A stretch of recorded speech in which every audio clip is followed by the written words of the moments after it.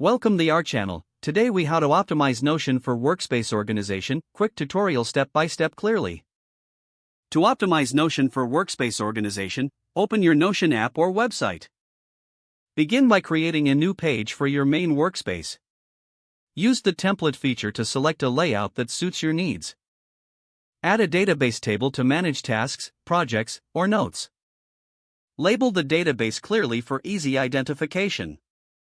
Input relevant properties for each item, such as due dates, tags, and priority levels. Consider using different views, like Kanban or calendar, for visual management. Create linked databases to connect related information across pages.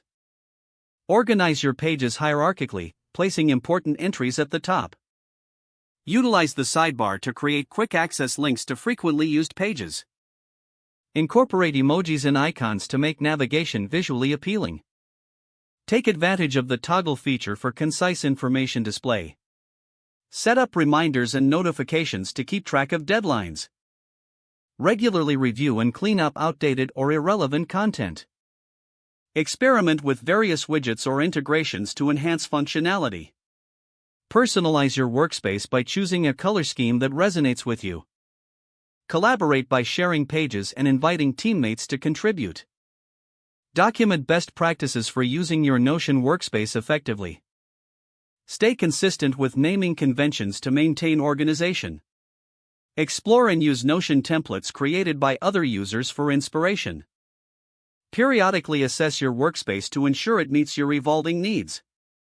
By following these steps, you'll create an efficient and organized Notion workspace.